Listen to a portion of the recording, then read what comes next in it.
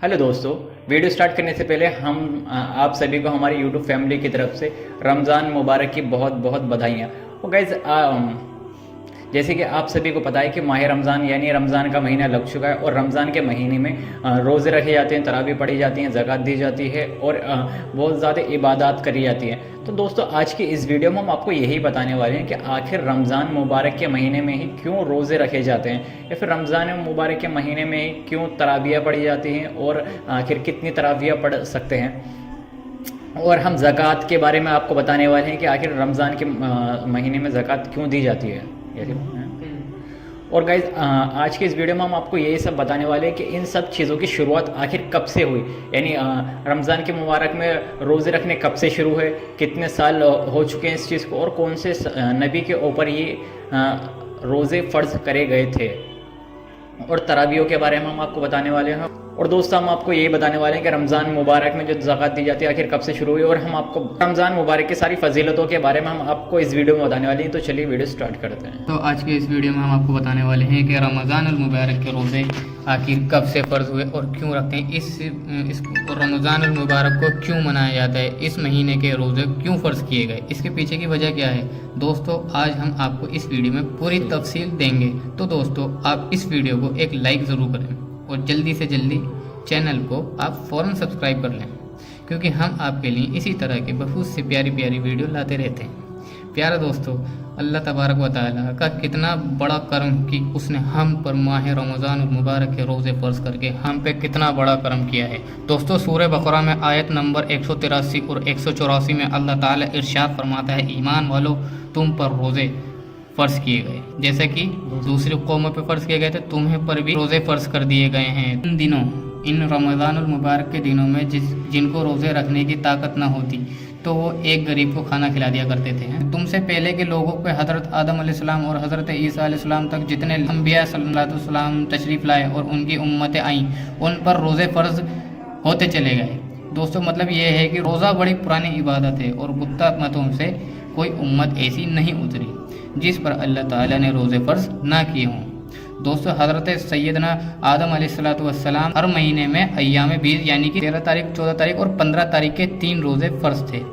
दोस्तों, हज़रत मूसा अलैहिस्सलाम की कौम पर यह आशूरा यानी कि 10 मुहर्रम उल हराम को रोज़ा और हफ्ते यानी कि शनिचर के दिन एक रोज़ा और कुछ दिनों का रोज़ा फ़र्ज़ था। तो दोस्तों, आपने जाना है कि रोज़ा एक पुरानी इबादत और तमाम अंबिया अलैहिस्सलाम की मृत्यु पर रोज़ा फ़र्ज़ था। लेकिन अब हम आपको बताते हैं इस्लाम में रोज़ा कब फ़र्ज़ हुआ और किस वजह से फ़र्ज़ हुआ। दोस्तों, इस्लाम में अक्सर अमाल की किसी वरना किसी रूप पर वाक़ई की याद को ताज़ा करने के लिए मुकर्रर किए गए हैं। मसलन के तौर पर सवा मरवा पहाड़ के दरमियान हाजियों को चढ़ना, हज़रत हाजरा रज़ी अल्लाह ताला अन्हा की यादगार के लिए आप रज़ी अल्लाह ताला अन्हा अपने लगते जिगर हज़रत इस्माइल अलैहिस्सलाम के लिए पानी तलाश करने के लिए इन दोनों पहाड़ों के दरमियान 7 बार चली और दौड़ी थी। अल्लाह ताला को हज़रत सैयद रज़ी अल्लाह ताला अन्हा की ये आदत पसंद आ गई, लिहाजा इसी अध्याय रज़ी अल्लाह ताला अन्हु को अल्लाह ताला ने रखते हुए फ़ौजी और उम्रा करने वालों के लिए सफा और मरवा पहाड़ के दरमियान चढ़ना वाजिब कर दिया। इसी तरह से माह रमज़ान मुबारक से कुछ दिन हमारे प्यारे आका सरवत कायनात मदीने के ताजदार सल्लल्लाहु अलैहि वसल्लम ने गारे हीरा में गुजारे थे। इस दौरान आप सल्लल्लाहु अलैहि वसल्लम ने दिन को खाने से परहेज़ करते और रात को ज़िक्रुल्लाह में मशगूल रहते थे। तो अल्लाह ताला ने उन दिनों की याद ताज़ा करने के लिए माह रमज़ान मुबारक के रोज़े फ़र्ज़ कर दिए ताकि उसके महबूब सल्लल्लाहु अलैहि वसल्लम की सुन्नत कायम रहे।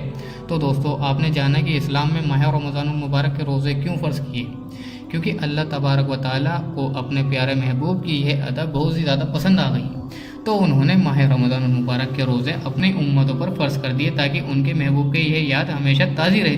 मेरे प्यारे दोस्तों, अब हम आपको बताते हैं कि अंबिया अलैहिस्सलाम भी रोज़ा रखा करते थे। प्यारे दोस्तों, आदम अलैहिस्सलाम चाँद की 13 तारीख और 14 तारीख और 15 तारीख को रोज़ा रखा करते थे, और हज़रत नूह अलैहिस्सलाम शहीद उल फितर और ईद उल अज़हा के अलावा हमेशा रोज़ा रखा करते थे। तो हज़रत दाऊद अलैहिस्सलाम के एक दिन छोड़कर एक दिन रोज़ा रखा करते थे, और हज़रत सुलेमान अलैहिस्सलाम 3 दिन महीने के शुरू में और 3 दिन दरमियान में, 3 दिन आखिर में रोज़ा रखा करते थे, और हज़रत ईसा अलैहिस्सलाम हमेशा रोज़ा रखा करते थे, वे कभी रुकते नहीं थे, छोड़ते नहीं थे। तो दोस्तों आपने ये जान लिया कि किन अंबिया ने किस तरीके से रोज़े रखे। गाइस हमने आपको बता दिया कि रमज़ान के रोज़े कब से फ़र्ज़ किए गए और रमज़ान के रोज़े क्यों फ़र्ज़ किए गए थे।